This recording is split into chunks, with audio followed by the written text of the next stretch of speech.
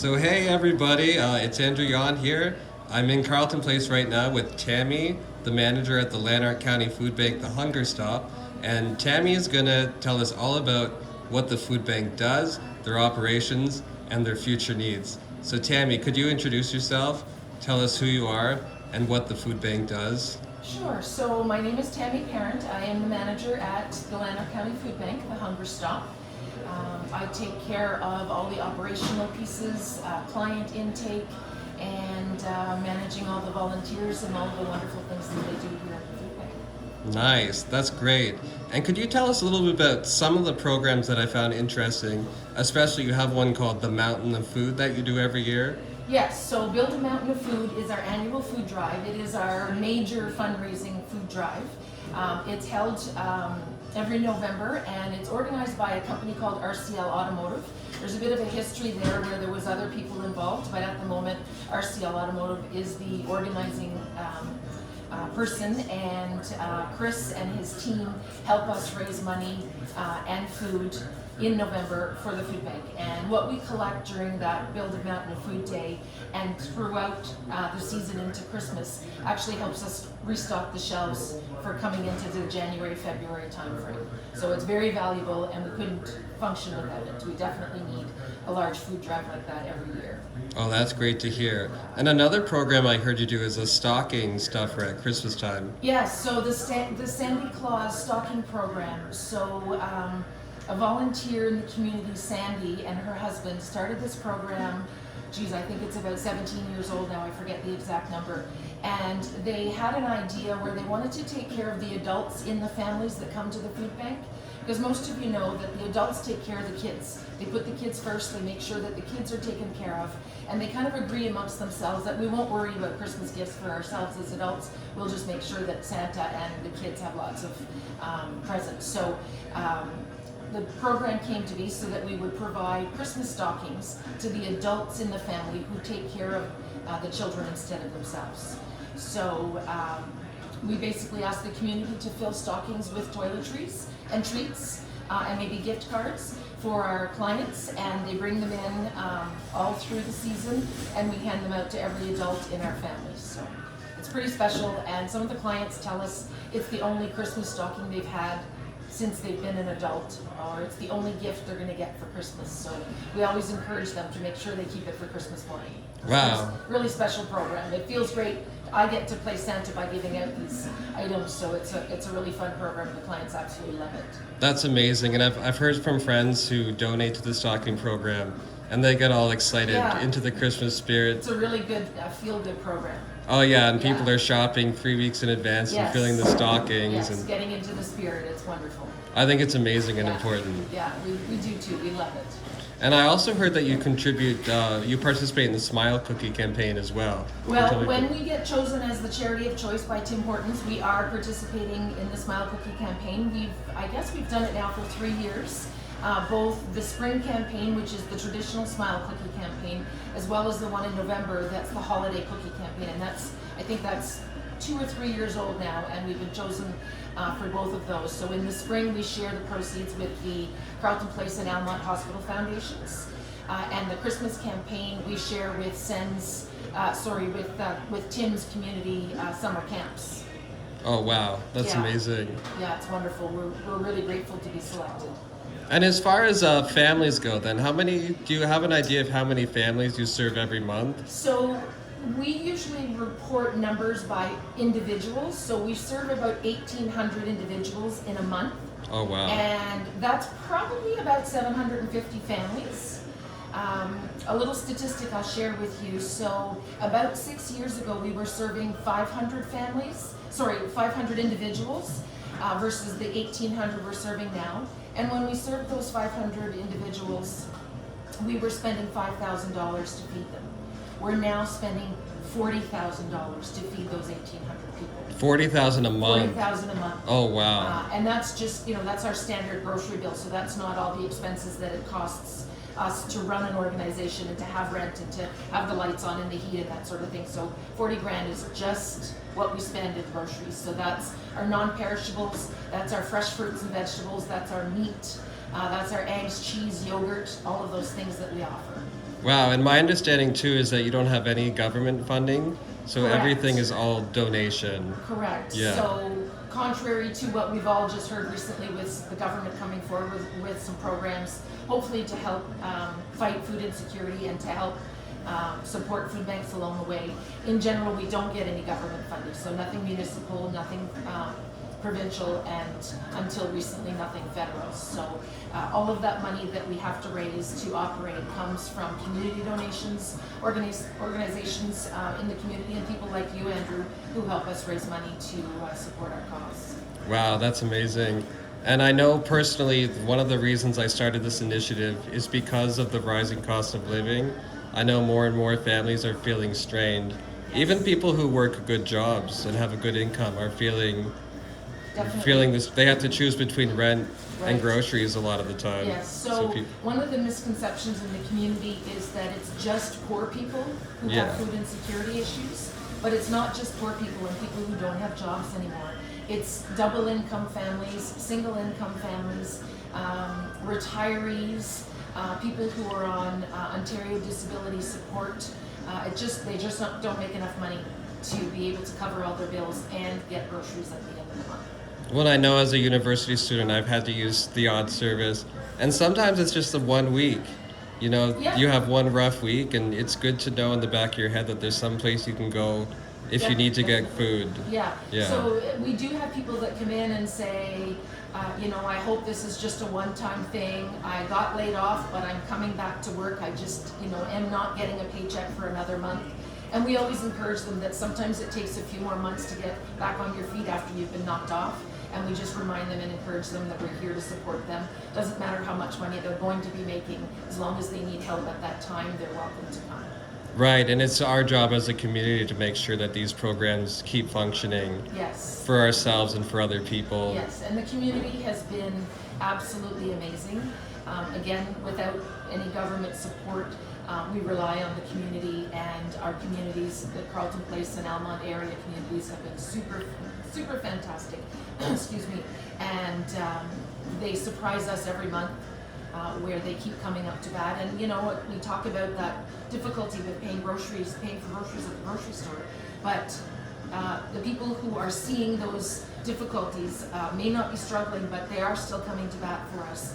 And even though it's getting more and more expensive for people who can afford groceries, they're still coming to support us. And we never know from day to day when that's going to stop, because the rising price of groceries is eventually going to affect people in a negative way. And so far, we've just been so lucky.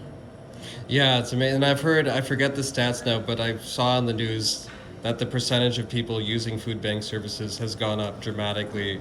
And even you mentioned going from 500 to 1,800, I think you said. Yes. That's a very drastic jump in just a few years. It is. It Yeah. is. And we saw a bit of a lull during COVID because people were getting the CERB money, and the CERB money was a bit more than what they were making, let's say, on some other compensation program.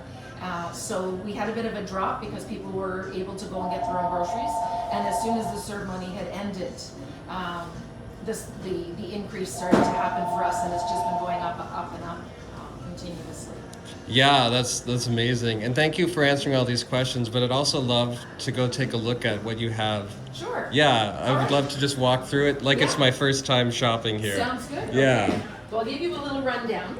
So when clients come to the food bank, we qualify that they live in our area, and as long as they have a need, we serve them. So we call ourselves a judgment-free zone. We don't try to determine whether we think they can afford groceries. As long as they've told us they can't and they live in our region, we serve them. So we try to provide a very welcoming environment. They check in with the front desk, and then a volunteer is assigned to every client. And we shop with the client based on the family size. So the quantities that they can have are based on how big their family is. So a family of one is going to get a little bit less than a family of three, for example. So the volunteer takes the client card, identifying what family size they have, and we invite them into the store. And our store experience and our shopping experience is just that. It's a grocery store where clients get to shop for their own groceries. Instead of the hamper model, which some food banks focus on, we don't just hand somebody a box of food regardless of what they like or don't like and send them on their way. We invite them into the store with a shopping cart and they get to pick their own. So there's less wastage, of course, when clients get to pick what they like, and there's a sense of dignity and pride when they get to make their own choices. So come on into the store. Wow, look at this. Woo, I'm just gonna take a sec and survey. Yeah, beautiful. So not only do we provide food, but we also provide things like personal hygiene and feminine hygiene products, and we also take care of our families' pets because we know many people know that a lot of families have pets, and pets are a huge part of what makes a family cohesive and makes people happy. So we like to take care of the pets as well. Beautiful. So we've got weekly specials that we host for our clients. We've got a recipe wall, and these are recipes that are easy to make and items that can be sourced here at the food bank. Beautiful. Come on through and take a look at the shelves. Oh wow, look at this. Oh yeah. We set it up just like a grocery store. So for our larger families, our special diet families, and then you get into some of the regular things like fruits and vegetables and beans, and then you get into your pastas and tomato sauce. That's amazing. And so my understanding is you get a few items from each shelf, right? Yes. Yeah. So contrary to what some food banks do, some food banks set themselves up with a point system where clients have to choose from one or the other. So they can use all their points on vegetables, or they can use all of their points on pasta, where here they get to choose something from every space, every shelf. So there is no having to do without one to have the other. Beautiful. And it's again based on the size of their family, the quantities. Nice. Wow. Yeah. Speaking of this particular day, you are cordially invited to join my buddy here in Los Angeles, Richard. You can see some of our volunteers in the background that are working away. Oh, yeah. They're here to help restock the shelves when we're not open to the public.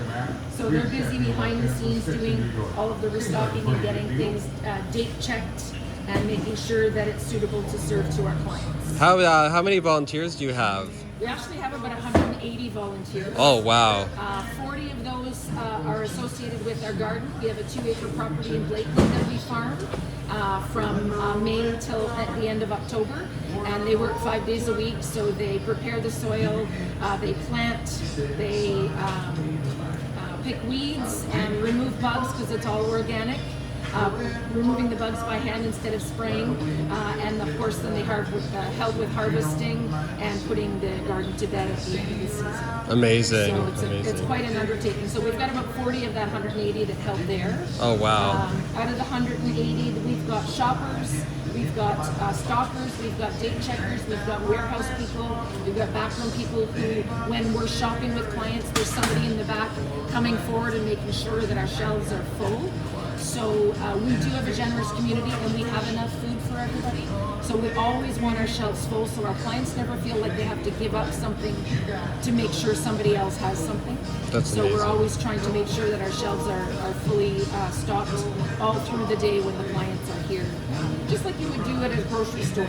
Unless there's supply shortages, the shelves are always fully stocked. That's amazing. Try And to create that same grocery store experience. I understand you also have volunteer drivers who deliver food to people who can't drive. Yes. Yeah. So we have delivery drivers that go directly to clients' homes, and we pick out the groceries for them with feedback from the client, and then we deliver it to their homes. And in some cases, the client will walk here if they're in walking distance. They'll pick out their groceries, and then they'll get home, and then we'll deliver them. Because the problem is just that they can't carry all the groceries that they get from us when they get everything here. They can't get it home. Right. So that's great for people with mobility issues as Mobility well, or issues, disabilities, lack or. of vehicle, maybe not enough money that week to pay for gas to use the vehicle if they do have a vehicle. And one of the things I like to throw in there, so when a client comes in, generally they come in once a month and they get a full shopping cart full of groceries. They can also come in once a week for a couple of what we call top-ups, so milk and fruits and vegetables. But when they come in for their monthly order, an example would be a family of 5, 2 children, a dog, 3 adults or 2 or 3 adults. When they leave here, they go home with about $450 to $500 worth of groceries. Wow. So it's a full, big shopping cart. It's overflowing with food. Oh, wow. And we're very proud of what we offer. We know we're a very generous food bank, and clients go out the door feeling overwhelmed with appreciation and thanks. So it's a great place to be. The volunteers build rapport with the clients. They have conversations and tell stories and share stories as they're shopping, so it turns into a bit of a fun experience. And some of our clients come in requesting special shoppers just because they've built up their favorites over the time that they've been here over the months. So yeah, it's quite an experience. That's amazing, and you're giving people hope. Yes, They have hope absolutely. because they have that buffer. Absolutely. Food insecurity, is so much more than just not having food. It's linked to poor mental health, poor physical health, and when we can contribute some food to clients and help improve some of those things in their lives, we're really happy at the end of the day. Well, and even malnourishment in developing school children is such a huge Absolutely. issue, and you're preventing that. Yeah, kids need full bellies to learn, so we're really happy to be able to contribute to that. That's amazing. Okay. I really appreciate you giving me a tour and answering all my questions. My pleasure. And I'll keep encouraging people to keep giving money. Excellent. Yeah. We appreciate that. Yeah, it was great to come here today and be with you. Thank you. Thank you so much, Andrew. Thank you, Tammy.